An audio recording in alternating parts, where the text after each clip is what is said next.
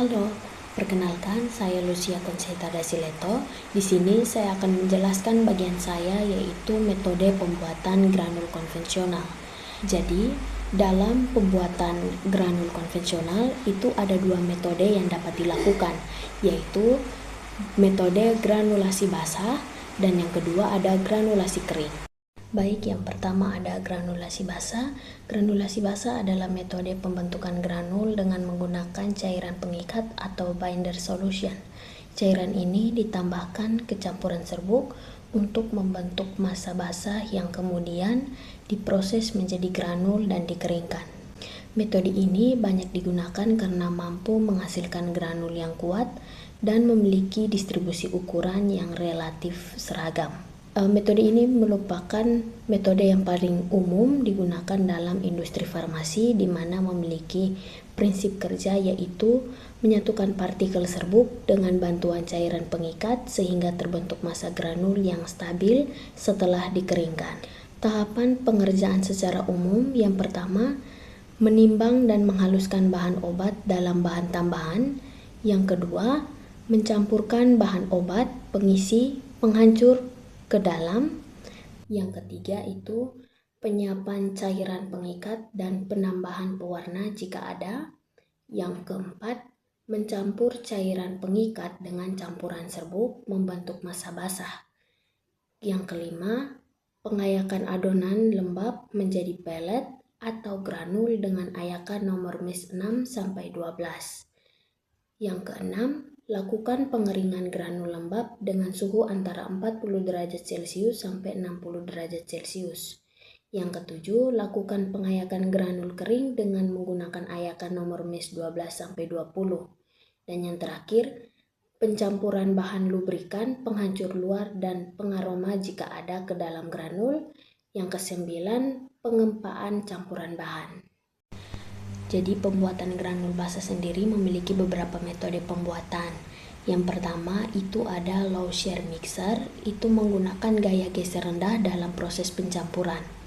Metode ini relatif sederhana dan cocok untuk formulasi yang tidak memerlukan energi pencampuran tinggi. Setelah pembentukan massa basah, granul harus dikeringkan menggunakan yang pertama ada dry dryer atau pengering baki, atau yang kedua fluid bed dryer, itu pengering unggun terfluidisasi. Dry dryer bekerja dengan meletakkan granul pada baki dan mengalirkan udara panas, sedangkan fluid bed dryer itu menggunakan aliran udara panas dari bawah untuk mengangkat dan mengeringkan partikel secara merata. Cairan penyari atau pengikat dapat berupa alkohol, air, alkohol, atau larutan polimer seperti mucilago, amili, gelatin atau PVP atau povidon. Metode yang kedua itu high shear mixer menggunakan gaya geser tinggi sehingga proses granulasi berlangsung lebih cepat dan efisien. Metode ini menghasilkan granul yang lebih kompak dan seragam. Pengeringan dapat dilakukan menggunakan dry dryer dan fluid bed dryer. Dalam sistem modern dikenal sistem one pot atau single pot system, di mana proses pencampuran dan pengeringan dilakukan dalam satu alat yang sama. Pengeringan dapat dibantu dengan vakum, gas stripping, dan bantuan gelombang mikro. Keunggulan sistem ini adalah waktu dan proses lebih singkat dan risiko kontaminasi lebih rendah.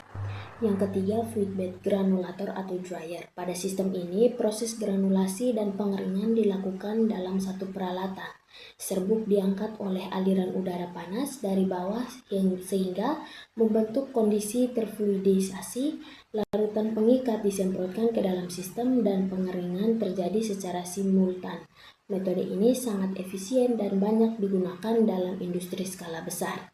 Yang keempat ada spray dryer, di mana spray dryer digunakan dengan cara menyemprotkan larutan atau suspensi ke dalam ruang yang dialiri udara panas. Tetesan cairan akan mengering dengan cepat dan membentuk partikel kering. Metode ini cocok untuk bahan yang memerlukan pengeringan cepat dan terkendali. Yang kelima ada extrusion speronization. Metode ini digunakan terutama untuk menghasilkan pelet berbentuk bulat. Prosesnya meliputi pembentukan massa basah, ekstrusi massa melalui cetakan, pembulatan atau speronization, Kemudian pengeringan menggunakan dry atau fluid bed dryer, dan teknik ini banyak digunakan untuk sistem pelepasan terkendali atau controlled release. Metode yang keenam ada continuous mixer granulator. Pada metode ini, proses berlangsung secara kontinu tanpa henti sehingga cocok untuk produksi skala besar. Pengeringan umumnya menggunakan fluid bed dryer, baik secara batch maupun kontinu. Kemudian ada granulasi kering. Granulasi kering merupakan metode pembentukan granul tanpa menggunakan cairan pengikat. Oleh karena itu, metode ini tidak memerlukan tahap pengeringan. Metode ini sangat cocok untuk bahan yang sensitif terhadap kelembapan atau panas. Prinsip kerja dari granul kering ini yaitu serbuk diberikan tekanan tinggi untuk membentuk massa padat besar atau slag atau lembaran yang kemudian dihancurkan dan diayak kembali menjadi granul yang lebih kecil.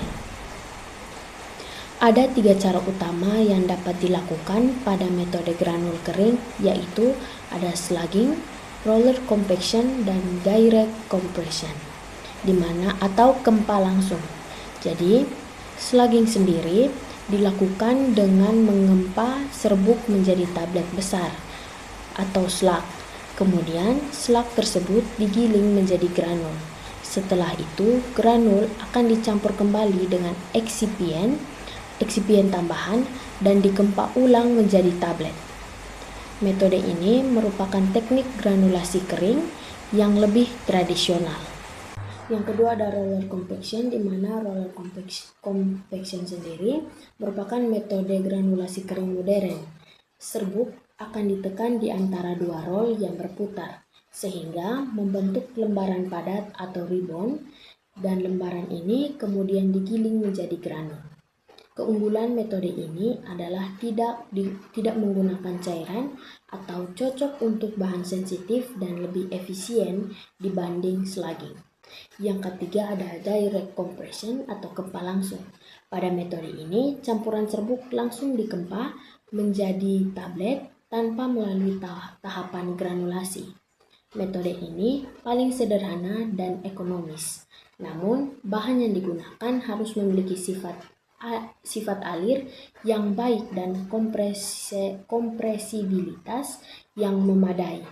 Tidak semua zat aktif yang memenuhi kriteria ini. Adapun indikasi penggunaan, yang pertama sangat cocok untuk bahan aktif yang peka terhadap panas atau termolabil. Digunakan jika zat aktif memiliki sifat alir yang sangat buruk namun dosisnya terlalu besar untuk metode cetak langsung.